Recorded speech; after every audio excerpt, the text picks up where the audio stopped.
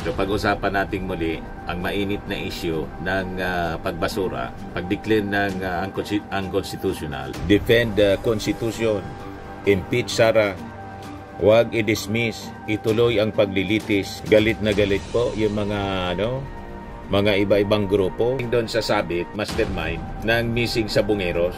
Kung sa issue ng missing Sabongeros, may ginawang justices vote for its unconstitutionality.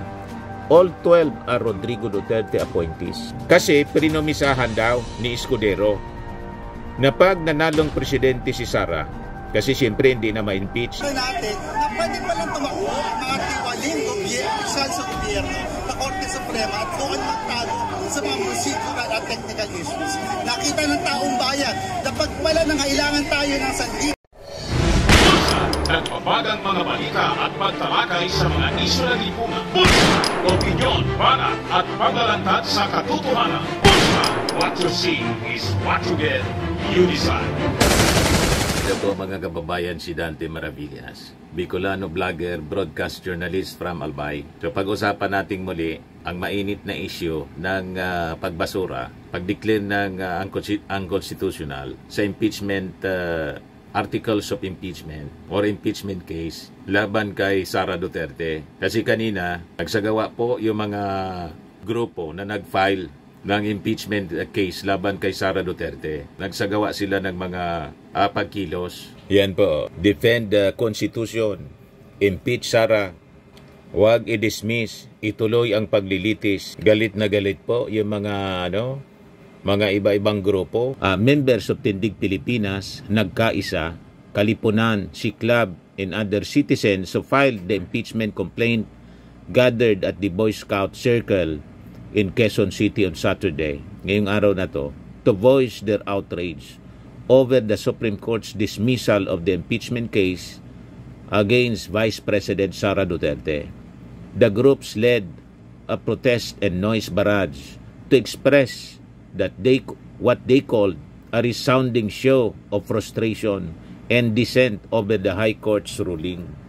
I think magiging sunod-sunod po ang pagkilos ng iba-ibang mga grupo dahil sa ginawang ito ng Supreme Court. And kung totoo po yung pinost ng isang journalist na si Antonio Montalban II, isang journalist and columnist na lumalabas may nangyaring gapangan. Sabi nga nang nabasa natin na mga reactions, baka niya talagang totoo yung sinabi ni Patidungan, yung witness po sa missing Sabongero, na pati ang Supreme Court infiltrated ang mga makapangyaring tao, referring doon sa sabit, mastermind ng missing Sabongeros.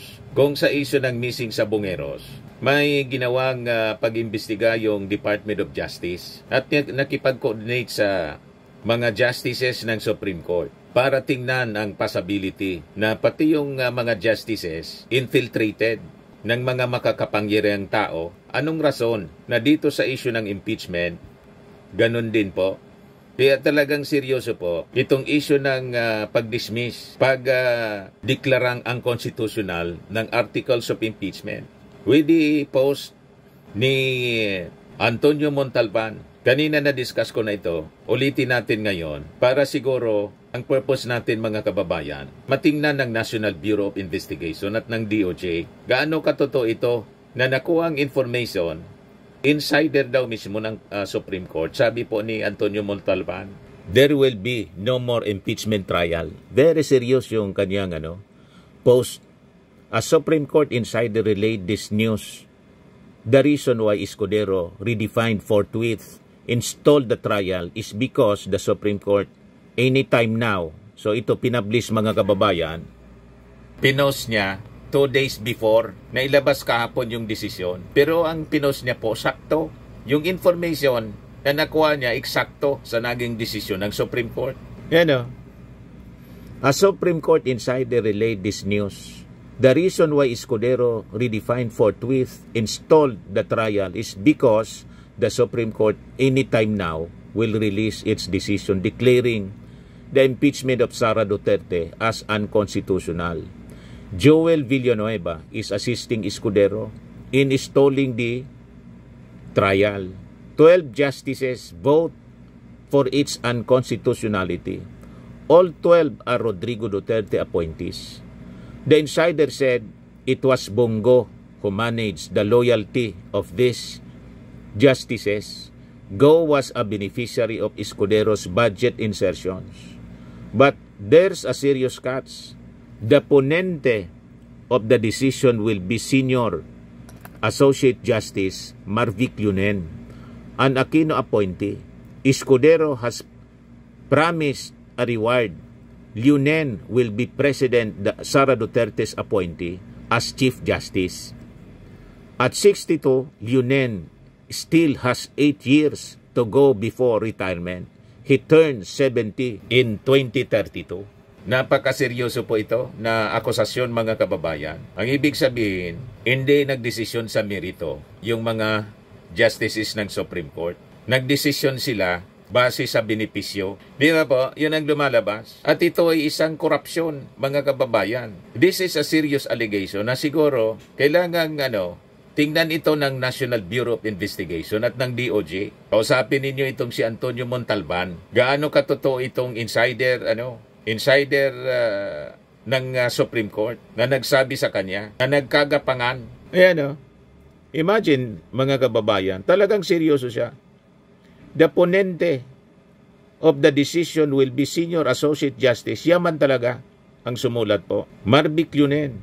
Kasi prinomisahan daw ni Escudero na pag nanalong presidente si Sara, kasi siyempre hindi na ma-impeach, qualified siya na tumakbo sa 2028. So, magiging appointee siya for Chief Justice. Di ba napakaseryoso yung post, mga kababayan, nitong si Antonio Montalban? Sa madaling sabi, ibininta yung desisyon, mga kababayan, ng Supreme Court na i-declare na unconstitutional yung impeachment case laban kay Sara Duterte. Ibininta nila in exchange sa promise. Baka nga hindi lang promise, baka may dumaloy po. Di ba? Ito mga haka-haka, mga kababayan, lalo pat may mga ganong kwento tulad ng sinabi ni Patidongan, infiltrated niya pati ang Supreme Court ng issue sa missing sa Bungero. Nagmamalakian niya yung mastermind na pati Supreme Court pwedeng mabili. So kasiraan po ito ng Supreme Court, mga kababayan. Kagalang-galang na Supreme Court. Ako po ayaw kong maniwala nito, kaya importante, siyempre, may sumingaw. Sabi nga po, walang usok na kung walang apoy. Di ba po? Mabuting tingnan siguro, mga kababayan. Kasi sakto po itong post ni Montalban. Only 2 justices will descend. Benjamin Caguioa and Raul Villanueva. The first and only appointee so far of BBM. Si Caguioa, appointee ni Aquino. All this of course stand on a big if the info from the Supreme Court insider informer will come to pass and proven to be true. Na-prove natin na totoo nga, sakto yung lumabas na desisyon, pati yung number of justices po na pumirma para ideklarang ang constitutional, 12 po, sakto. You see? So credible yung insider sa Supreme Court po. Whether the insider is telling the truth or not, the paramount response from us is vigilance. Another era of impunity may come our way, one in which the highest court of the land has become political in a hyper-partisan way. Another Duterte of the worst kind will come to power in 2028. Will the Filipino public tilt towards mass indignation? Will the House initiate another impeachment complaint next year? If it comes to pass, the BBM government will effectively become a lame duck. How will it respond to such a travesty of the Constitution?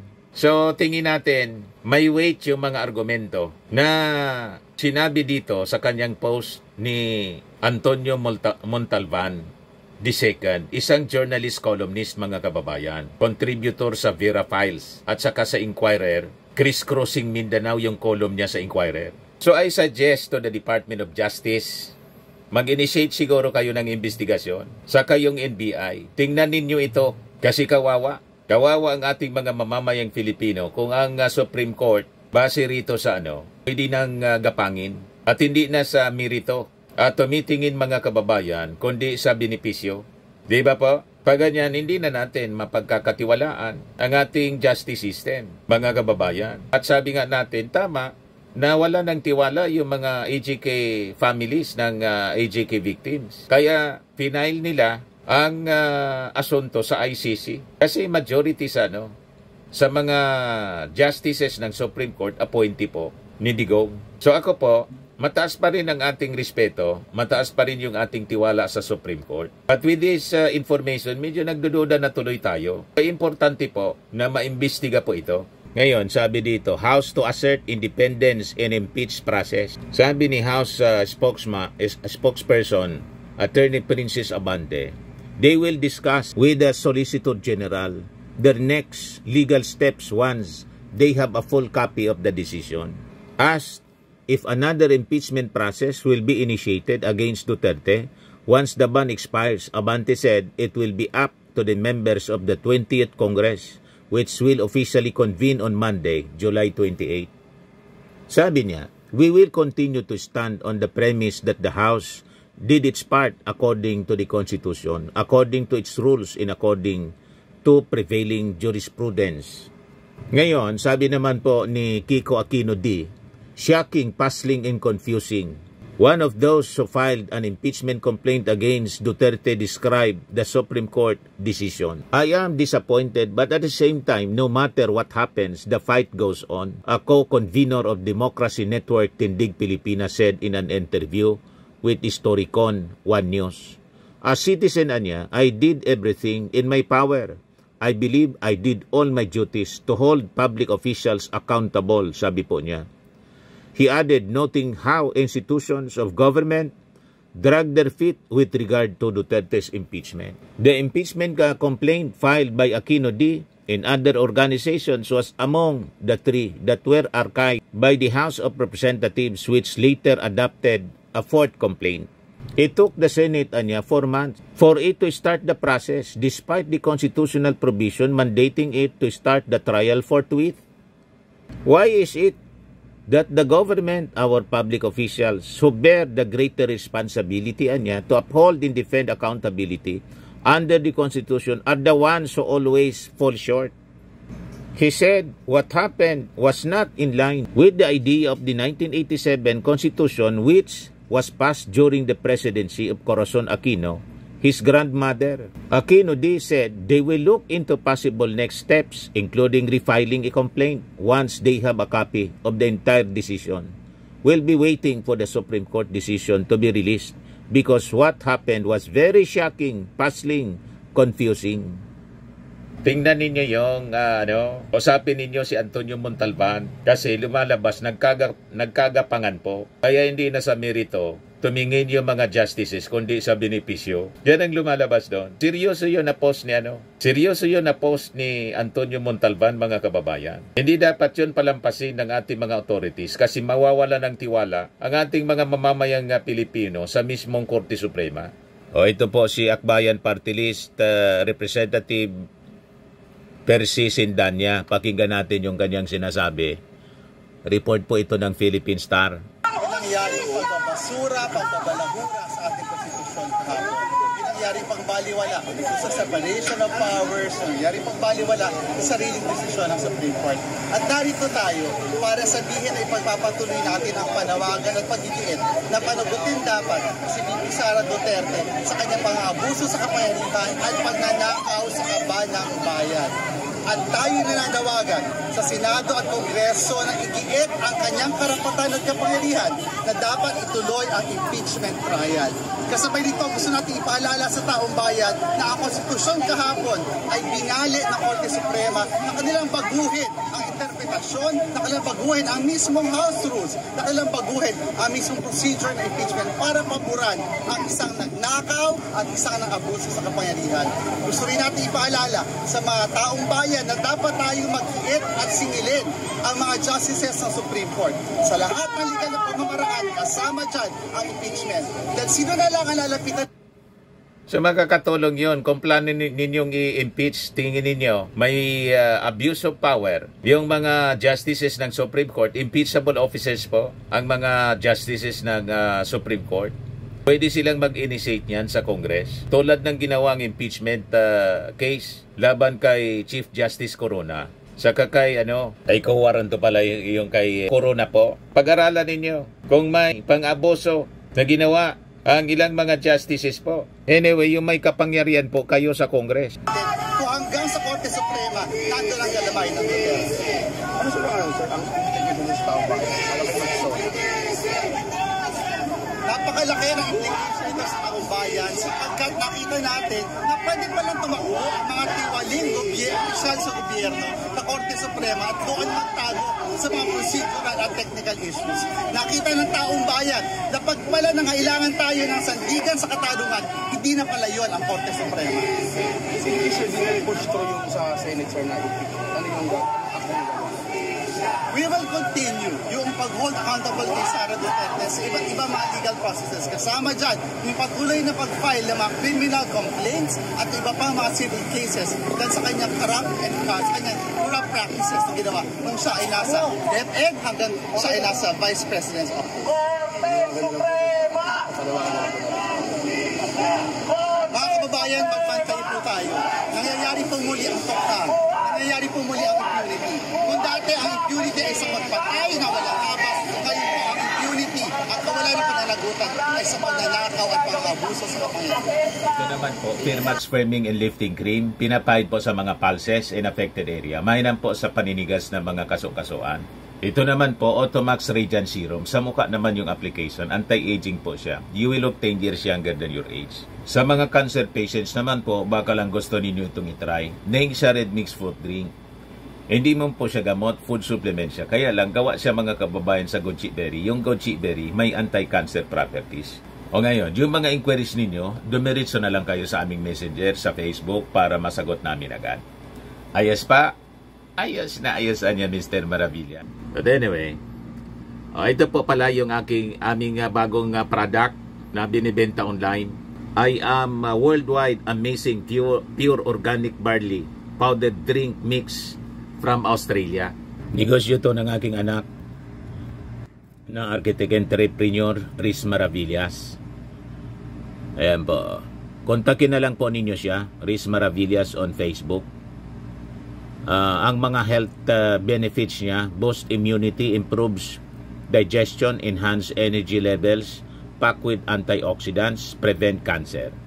Sa mga naghanap po ng malinis and spacious fitness gym, pumunta lang po kayo sa aming Colossal Fitness Gym.